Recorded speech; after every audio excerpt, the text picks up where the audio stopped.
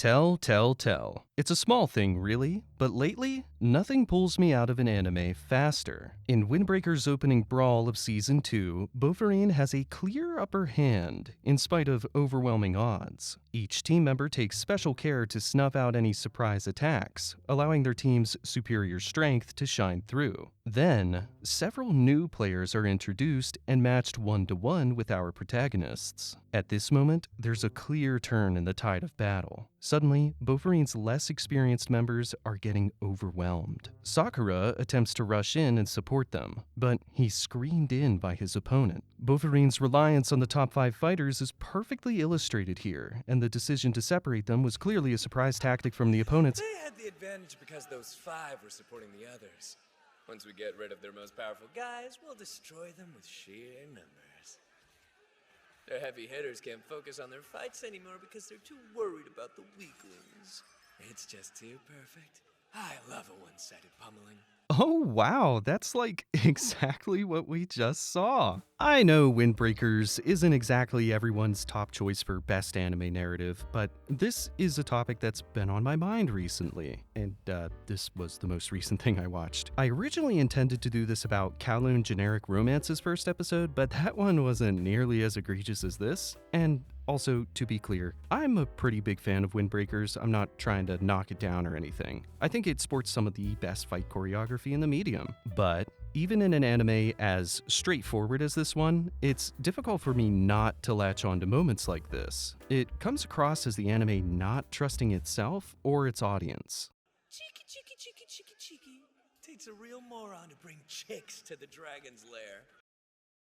I've been watching some amazing anime as of late. Dead Demons, Ping Pong, and Shingu, Secret of the Stellar Wars. Maybe I spoiled myself with such a lineup as I feel these shows perfected the use of show don't tell, and it's left an impression on me as a hallmark of a great show. But when you start to notice this kind of thing, it gets a little more difficult to excuse moments like this. Alrighty, rant over, analysis begins now. If you're still here, you're likely at least somewhat interested in what I have to say, and if that is the case, consider giving the video a like and supporting the channel. It'll go a long way in helping my tiny channel grow into a not as tiny channel. Now, what's an example of a great show don't tell scene? Let's break down a scene from one of those anime I mentioned earlier, Shingu, Secret of the Stellar Wars. At the end of its first episode, a huge surprise is thrown at the main character, Hajime.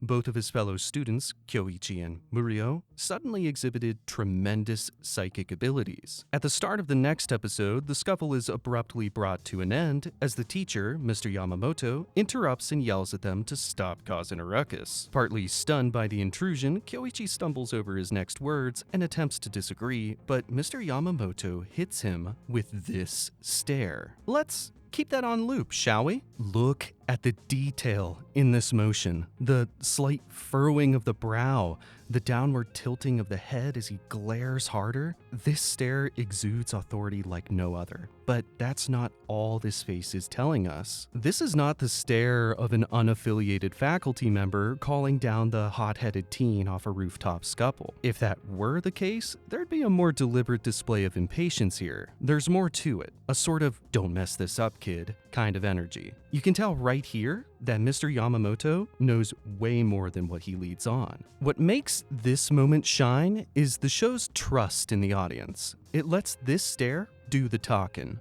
and it trusts us to pick up on the subtleties underneath. Soon after this, he's casually conversing with Murio about the ordeal, confirming that he knows, at the very least, about their psychic powers, and until now, it was a well-kept secret. It is never, ever deliberated on through out-of-character dialogue. You don't get Hachio here saying, "I'm glad Mr. Yamamoto, who is one of the protectors of Shingu, got you to calm down before you revealed too much of your powers to the innocent bystander Hajime Murata." That would be silly, right? To explain what we literally just watched? In fact, it later gives us insight to Hajime's character. He's not some clueless oaf waiting for explanations to fall into his lap. He actually puts thought into the events and tries to figure it out himself. It gets even better. Kyoichi vows that he'll do something about Hajime. In the middle of the night, our main character is assailed by a white-garbed intruder, brandishing a horrible device designed to scramble his brain and make him forget what he saw. Thanks to quick thinking and nimble movements, Hajime manages to escape, but only for a little bit.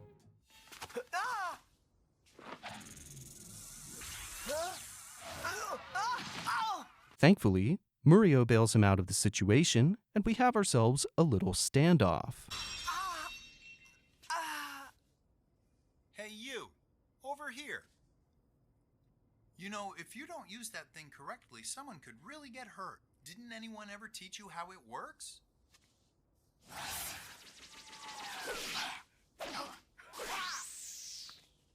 The aggressor attempts to crush Murio with their psychic attack. But wait, that's quite the different attack style than what Kyoichi displayed earlier, isn't it? It's more controlled, more accurate, and it crushes rather than pushes. Plus, they held out their hand to attack while Kyoichi stood his ground. Furthermore, a third-party alien interrupts the battle. And, man, I just love this scene. Look how it transforms. It's like molding a clay pot. Oh, and the slow movements and strange attacks. Oh my gosh, you should really watch Shingu. It's amazing. Anyways, when the alien touches down, you hear the first words spoken by the masked assailant.